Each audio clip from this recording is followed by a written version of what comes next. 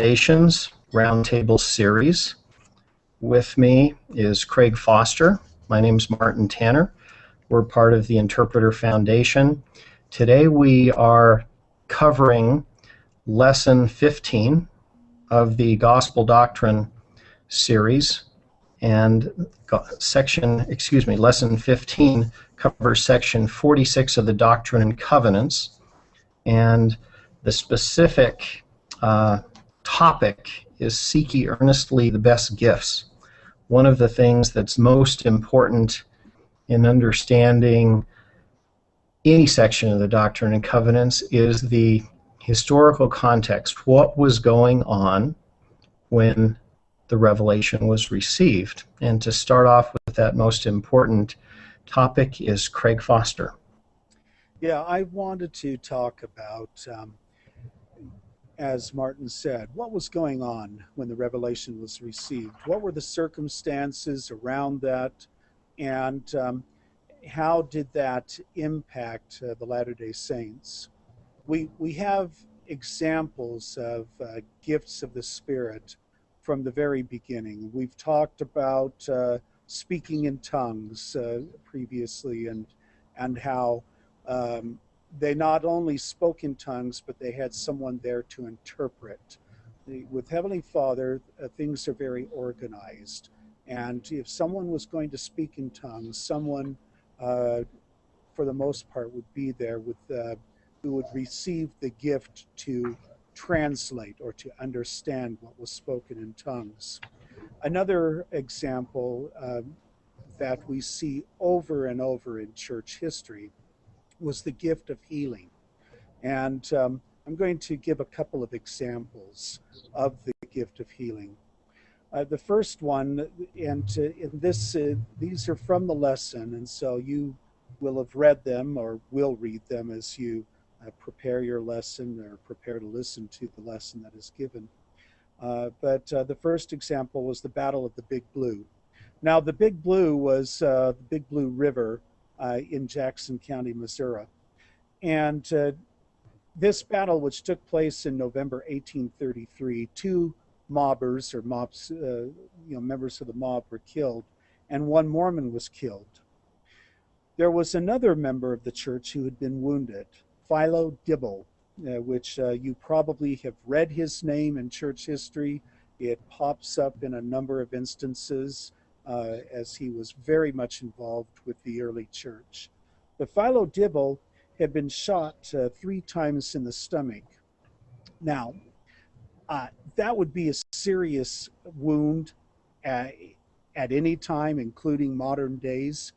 But back in the early days, the pioneer times, this was what was known as a gut shot. And among most people in the American West, etc., it was pretty much known or expected that if you had gut shot, serious shot, bullet wound to the stomach, that more likely than not you were going to die, because that it was such a, it hit so many important organs, caused so much damage going into that part of the body, that it was, as from a John Wayne movie, the guy who's wounded, he goes, "My pa told me that if you get a gut shot, you're going to die." Well, that's pretty much the case back at that time. And so Philo Dibble had been shot not once, but 3 times in the stomach, and was laying there in agony. Newell Knight was called upon to go and bless him. And so he went and he administered to him. Philo Dibble later said that he knew he was going to be healed. He knew that he was. And as the blessing was given, he could feel it within his body that he was going to be healed, was in the process of being healed. And so he immediately arose, discharged 3 quarts of blood or more, and with some pieces of clothing that had gone into the body when the bullets hit.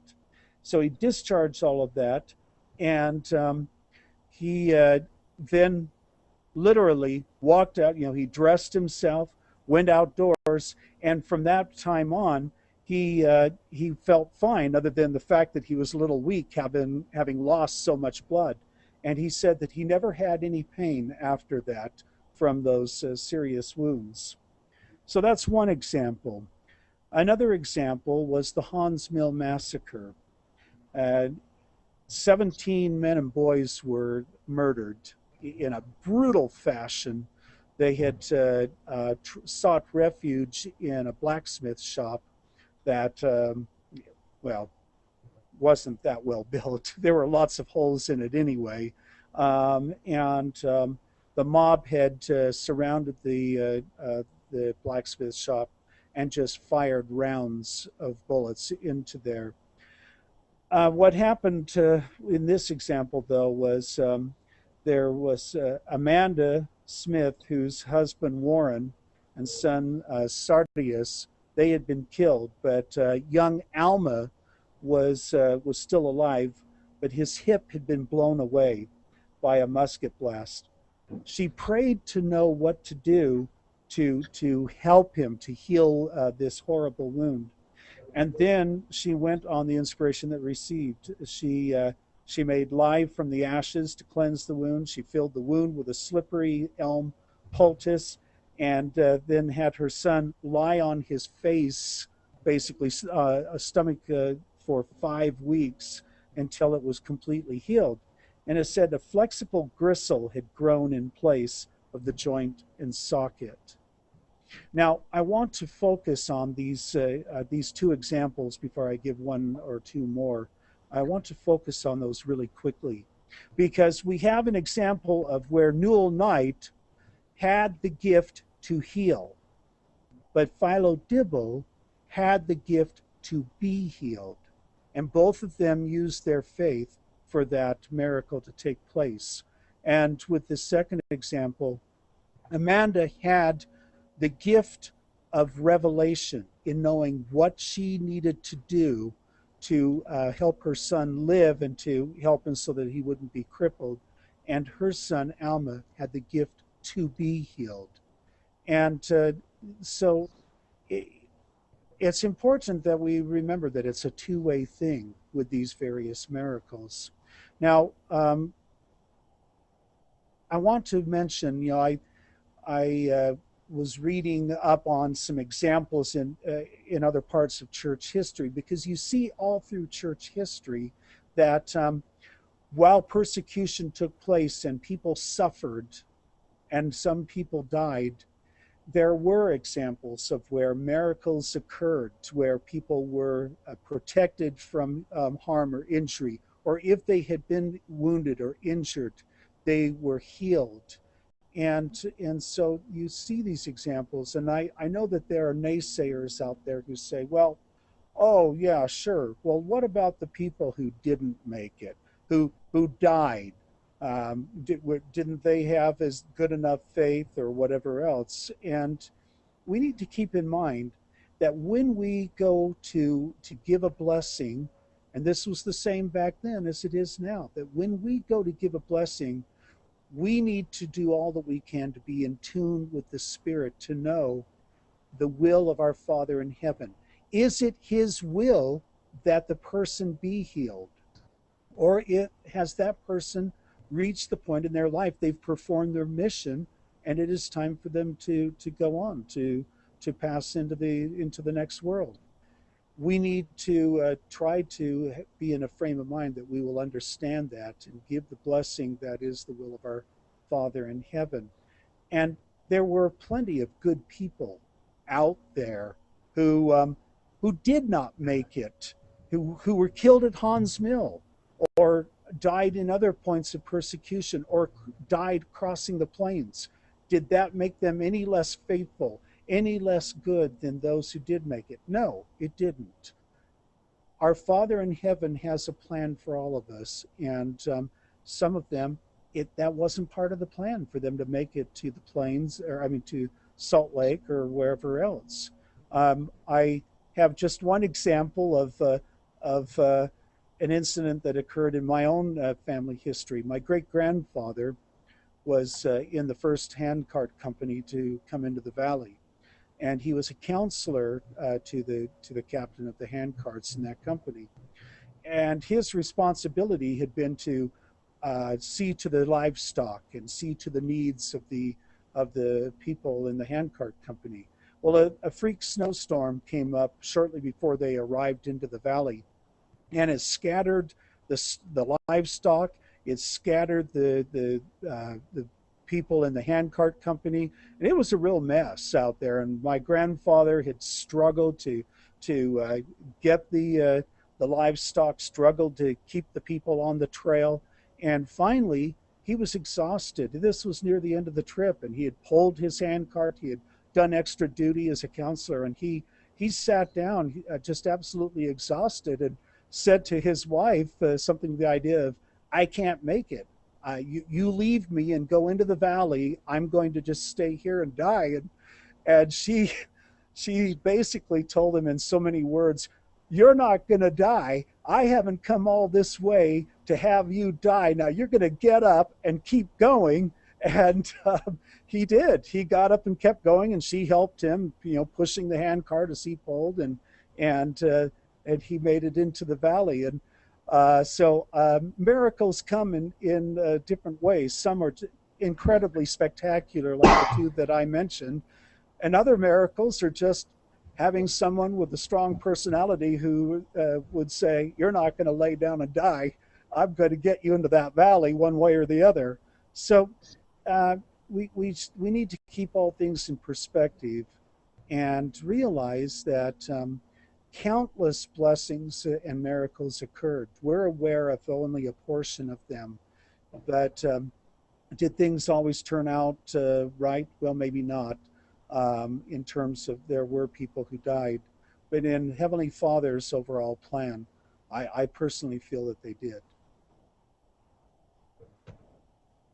Thank you, Craig. That was an excellent setup of the historical setting for the people who were in the church in the time that Section 46 was received. One of the things that we often fail to appreciate as members of the church today is that we have 20/20 hindsight. We know how things were going to work out, and we also have all of the structure and hierarchy of the church and all of the questions that were being discussed in Section 46 and the other sections revealed to us. We have them now.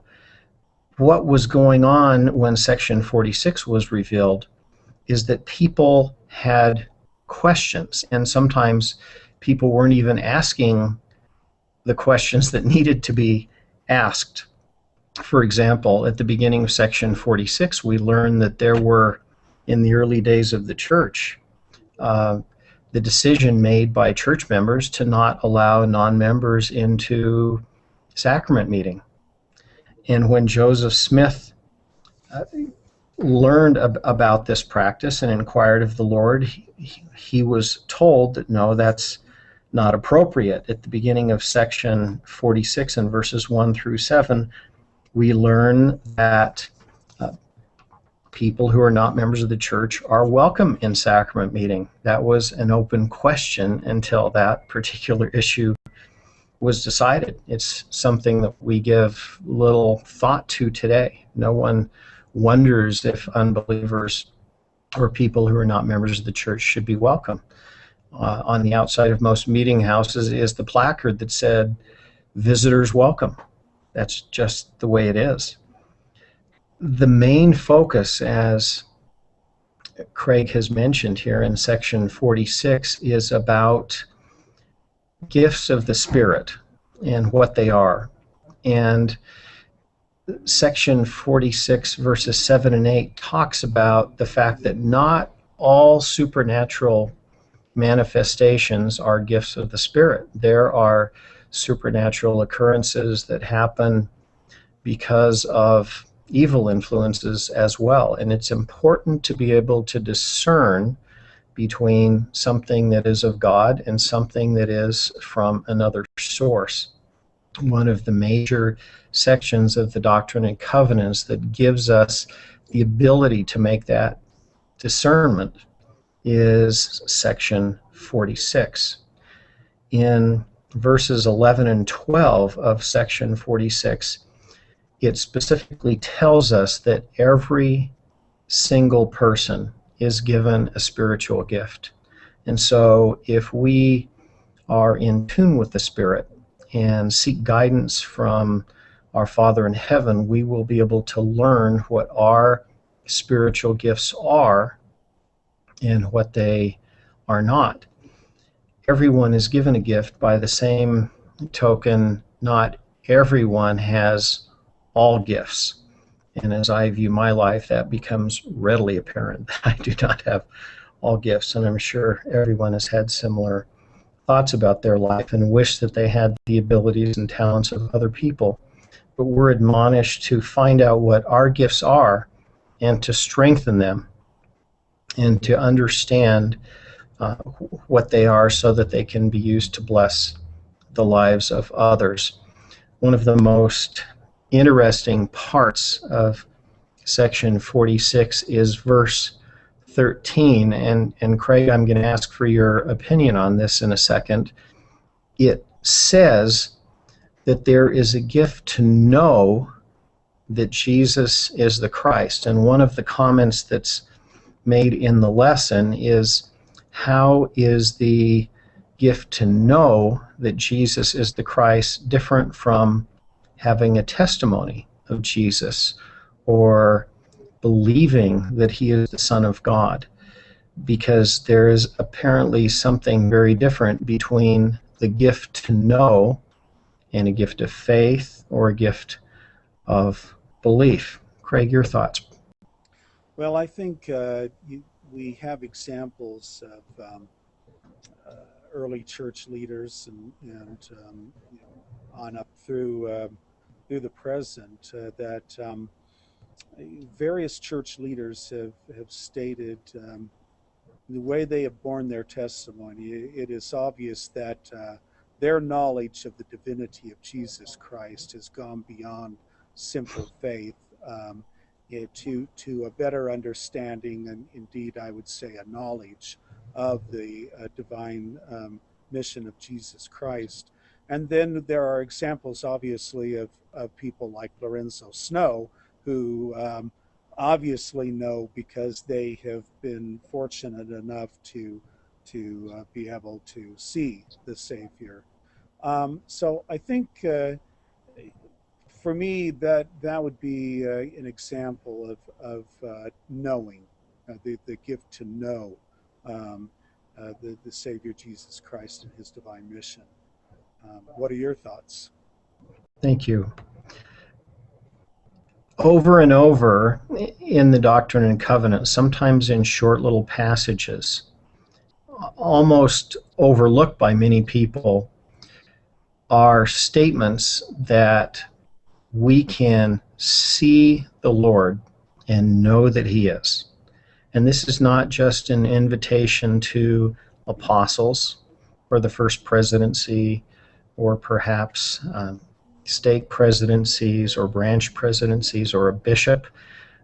These were gifts that were specifically offered to all members of the church, and it seems anyway that often people don't take that seriously.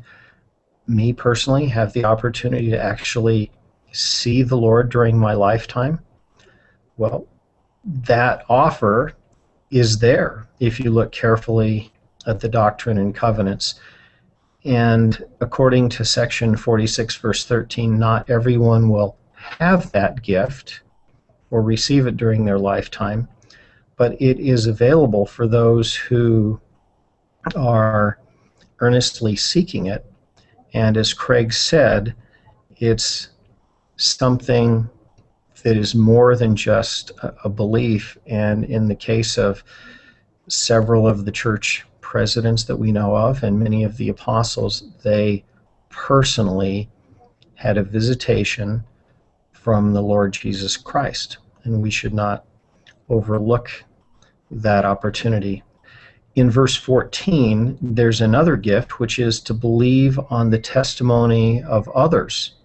Now, some may say that that is not a great gift or not as great as to know, and perhaps that's true, but anyone who believes in the gospel, whether it's based on the testimony of others or on your own personal knowledge, has a great gift. And in the history of the world, I'm not sure what percentage of people would have that gift, but it must be a very small percentage. And so those who have that gift have something very, very precious indeed. Craig, you had a Yeah, comment. I was going to say, I agree with you completely. I think that's a wonderful gift to have, and it's a gift that obviously, um, well, those of us who are actively involved in the church, who have a strong testimony, it's a gift that we have been fortunate to have. I have a good friend who is a very good man, and but he commented to me on more than one occasion. He said, I've just never really believed any of that stuff. Even when I was little, I just never really believed. And he said it just didn't seem to take hold with me. And I don't know if that means he doesn't have the gift. Well, it seems like it.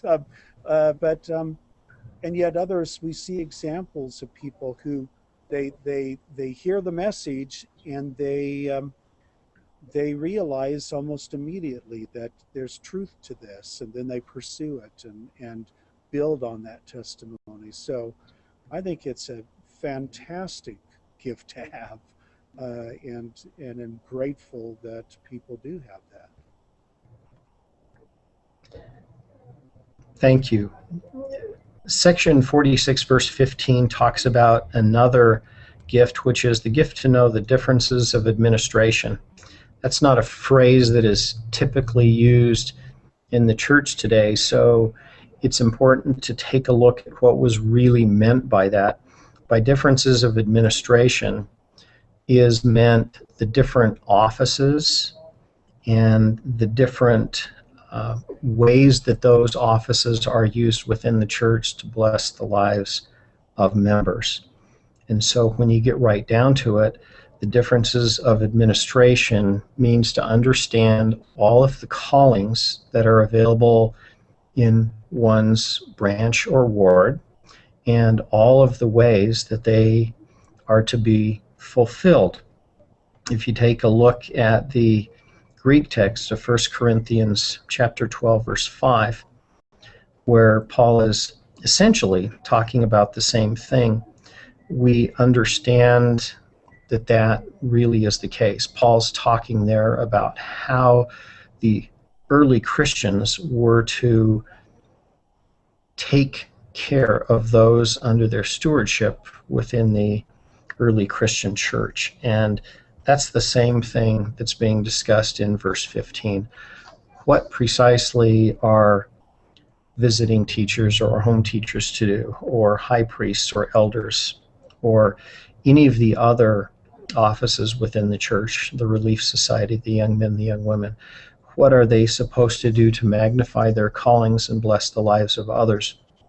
The differences of administration and that specific gift to know them is something that, generally speaking, is a gift of those who are in leadership positions, and it's one of the most valuable and most important, because as one sees a properly run branch or ward, one can appreciate a great deal how blessed and valuable it is to have a wonderful bishop or branch president. Any thoughts or comments on that, Craig?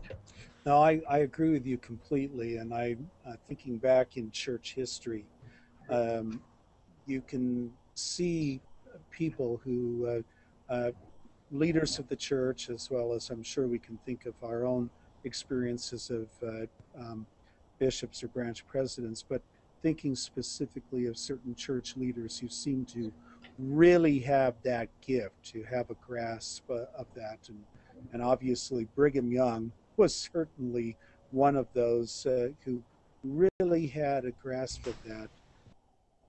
We are now joined by Professor Dan Peterson, who's part of our roundtable tonight. And we are going to talk for just a second about verse 15, which discusses the administration, the differences of administration. And in there is referenced 1 Corinthians. And before we brought Professor Peterson on, we were discussing something that is most definitely a gift of the Spirit, and that is the concept of the gift of charity or the gift of love. Yeah, I think it's really striking that we often read 1 Corinthians 13 in isolation, and it's a wonderful passage. It's very quotable. There's a lot of good material in it, but it's striking to me that it occurs in the context of a discussion of spiritual gifts. In other words, that love is not just some natural thing.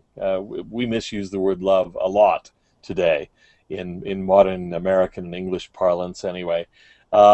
We talk about things as being love that really aren't love at all. They're often, exploitation of some other person or something like that. But true love, I have to be careful here. I almost want to slip into the way of saying it from The Princess Bride. But true love is a gift of the Spirit. And it's, it is right up there with the gift of tongues and so on. Paul says, though, it's even more important than those things. It's more important than almost anything else. And that we see through a glass darkly in this world, but we can love, and we should be filled with charity, pure love of Christ, as the Book of Mormon describes it. And we should pray to the Father, the Book of Mormon says, to be filled with that love, which is a gift of the Father unto us. In other words, it's not just something you naturally feel. It's something that you can feel in some cases, a mother for a baby, so on, I suppose. But for many of us, it's not that easy. We have to work at it, and we have to pray to have it. And it's a gift like any other. You have to seek it, and God will give it to you. It strikes me as incredibly profound that it's a spiritual gift, and it's clear that that's the way Paul's talking about it in 1 Corinthians in the context. But as I say, we often lift it from the context and don't notice what's on either side of it. But it's right there in the middle of his discussion of spiritual gifts, and meant to clue us in as to the nature of love. And it's a gift from the Father. Therefore, there cannot really be true love that is evil or wrong, that sort of thing. It is to the extent that we have the real thing. It's a gift from God. Well said. One of the things that ties into that idea that it's from God is the gift of wisdom that's mentioned in verse 17. One of the most fascinating thoughts that's out there in the gospel is that one can have incredible amounts of knowledge, for instance, as Satan must, and yet have almost no wisdom or perhaps no wisdom whatsoever. And so the gift of wisdom, the way to be able to appropriately use the knowledge that one has, is certainly a gift. And it's a gift that's from God, because certainly as mere mortals, we do not have the eternal perspective always to be able to use the knowledge that we have correctly without this gift of wisdom that is from God.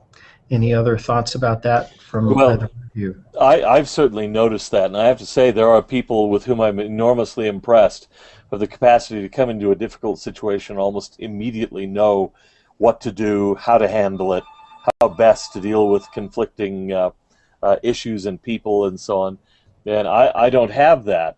And so but I see other people and I think, my word, how in the world do they do that? Well, the answer is, I think it is a gift. It's something that some people really have. They're the truly great administrators, the people who can be surrounded by chaos and see clearly what needs to be done, separate out the important from the unimportant. I'm in awe of the people that I've known, and I could name some, but I won't, who have that gift in abundance. And they are wonderful to have around. They're great to have on your team. But it's not at all the same thing as knowledge, and I'm convinced that it can't be derived from books. You can't just sit down and read it. You can know that someone was wise. You can understand what someone historically did. But then when you're confronted with a problem, that doesn't give you wisdom. Maybe it can be cultivated, but it can't really be derived from books. Can't even really be taught. Something that unlearned people can have and learned people can distinctly lack. Right.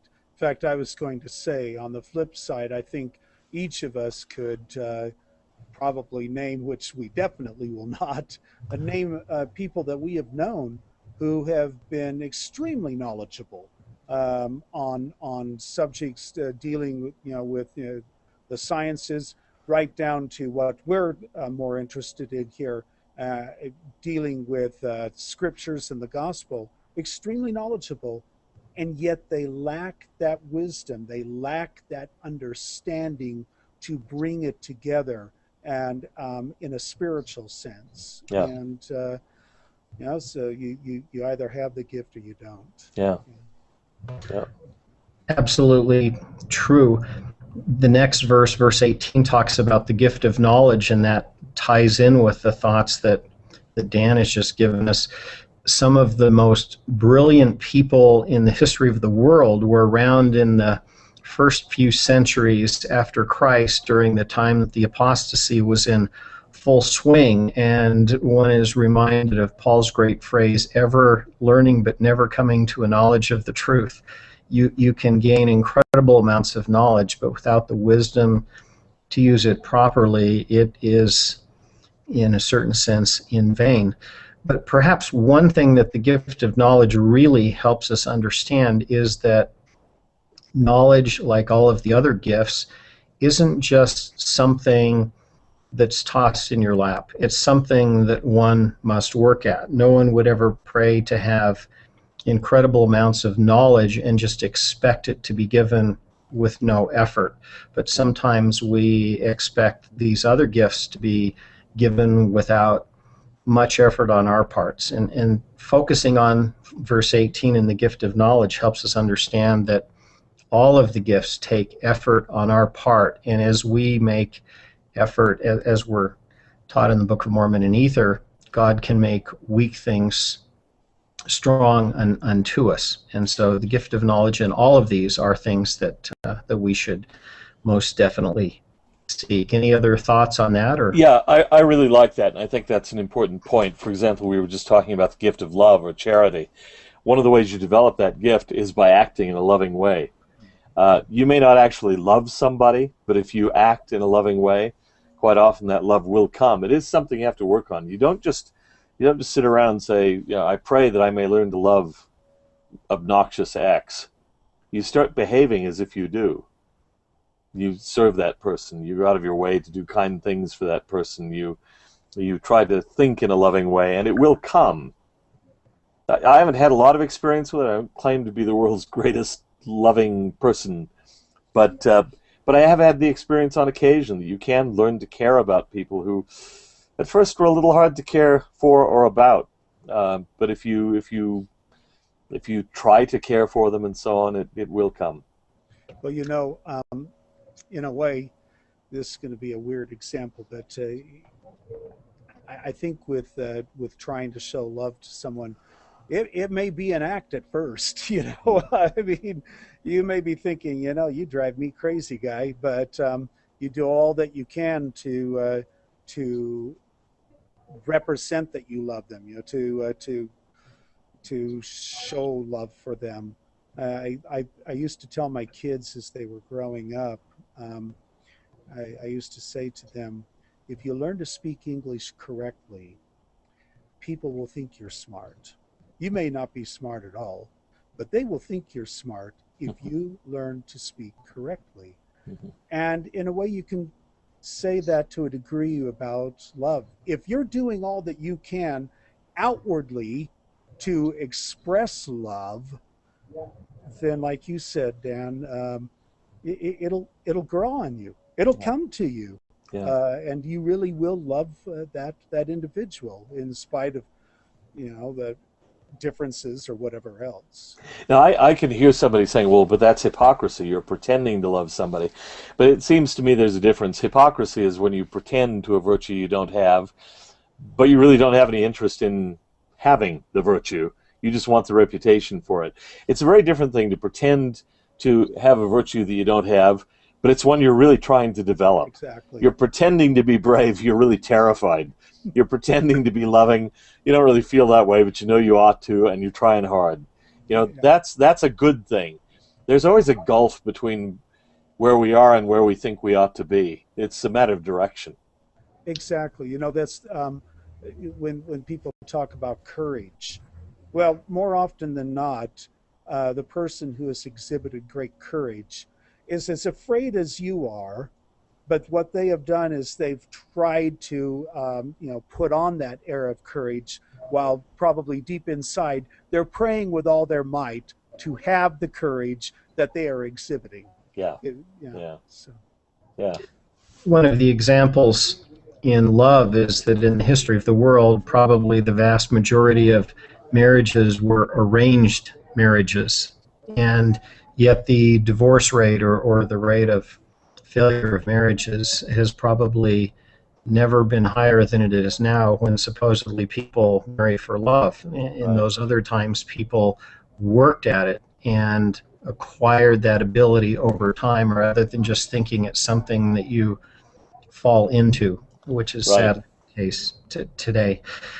In our remaining time, Dan, I would love to hear your insights, because I know that you have served as a bishop before, about verse 27, which talks about the gift of discerning all the gifts, which is given to bishops.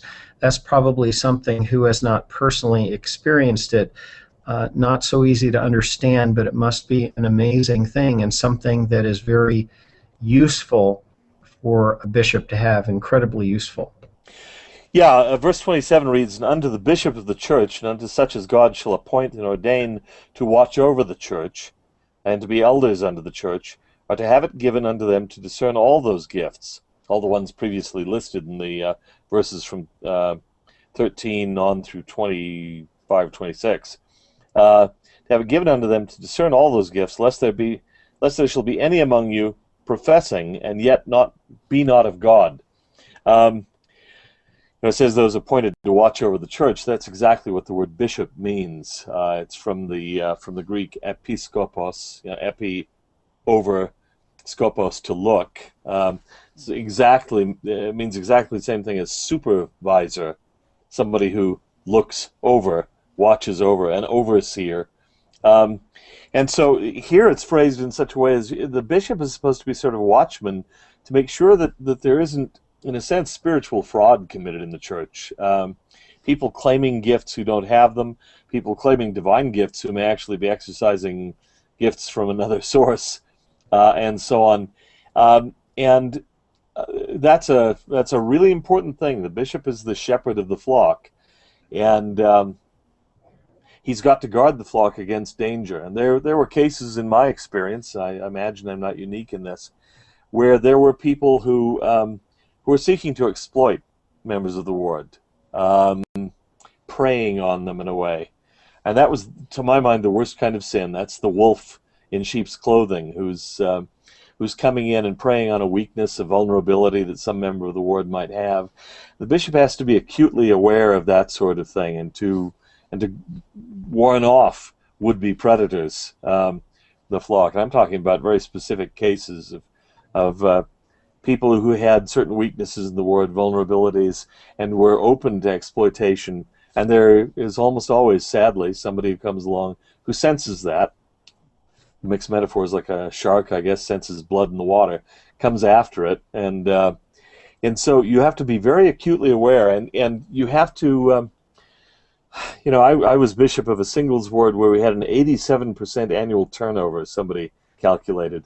And it almost got to the point of being funny. It was so desperate. So we'd call a new Relief Society president. She'd last for 2 months, and then she'd move.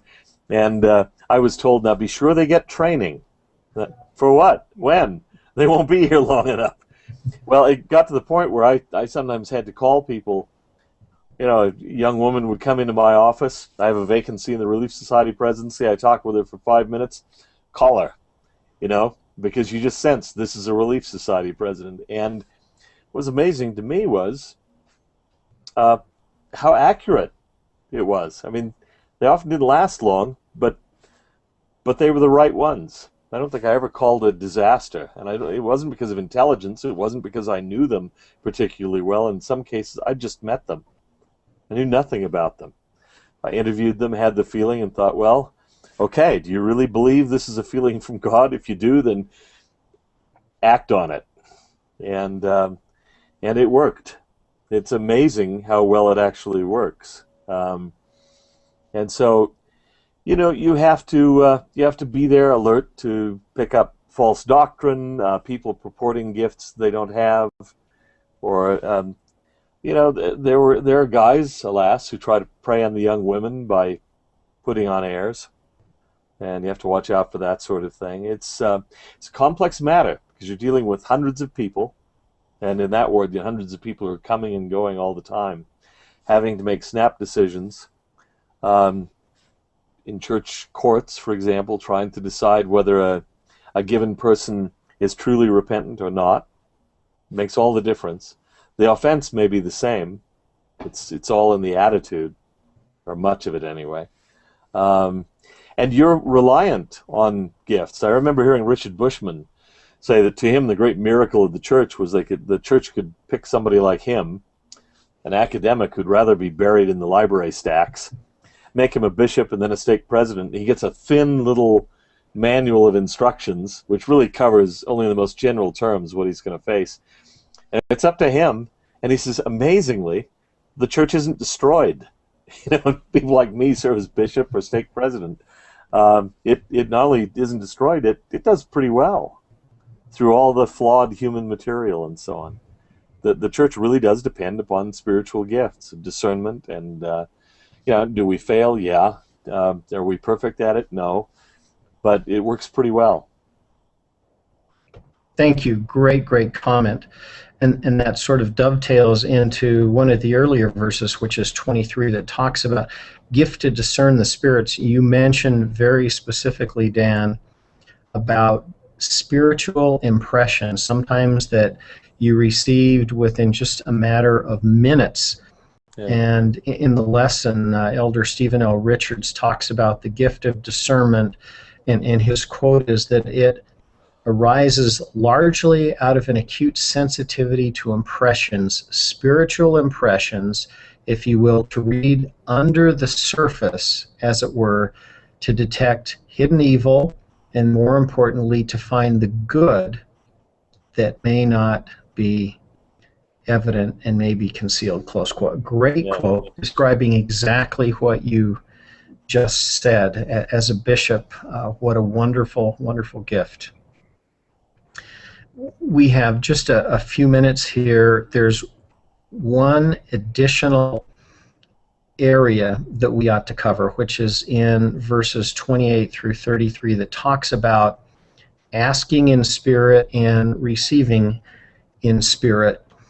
People sometimes are perplexed when they read in John, God is a spirit, and perhaps, Dan, you could talk to that far better than I could, because you have a far greater grasp of Greek than I do, which is only with the dictionary. But that the concept in there that God is a spirit could probably better be translated that since God is a spiritual being, those that are going to approach God must do so in a spiritual manner. And that is very much the idea that we read in verses 28 through 33. If you ask in spirit, you will receive in spirit. If you, in a spiritual way, ask of God, these gifts of the Spirit will be given to us if we diligently seek them. Any thoughts from either one of you, gentlemen? Yeah. Well, I think that's absolutely right. You know, the the verse in question doesn't say that God is spirit as opposed to flesh or something like that. In that sense, we are spirits too. And the best communication happens spirit to spirit. When you really touch someone's spirit, music can touch your spirit. It can just affect your auditory senses and doesn't do much. But if it really affects your spirit, if it hits you deep inside, we know what that feels like, and that's a deeper kind of communication, and that's the kind of communication we're seeking with God, because we're fundamentally spirits, and so is He. So the idea of asking in spirit, don't just let your lips move, but let it be a groaning, a yearning of the spirit to reach God. The deepest kinds of prayers are those sorts of things. We've all had the experience, I think, of praying most deeply when, after lots and lots of rote prayers, there's suddenly something where it is just deeply important to you that you reach out to God, and those are the most powerful, where it's not just a matter of words. You're aching to reach the divine and to get a response, and that's spirit-to-spirit communication, not just lips fluttering and saying some words. Gentlemen, I think we are about out of time. I would like to thank Professor Dan Peterson and Craig Foster for joining us for our Interpreter Roundtable on Lesson 15 of the Doctrine and Covenants, Section 40. Join us again for our other broadcasts. Thank you.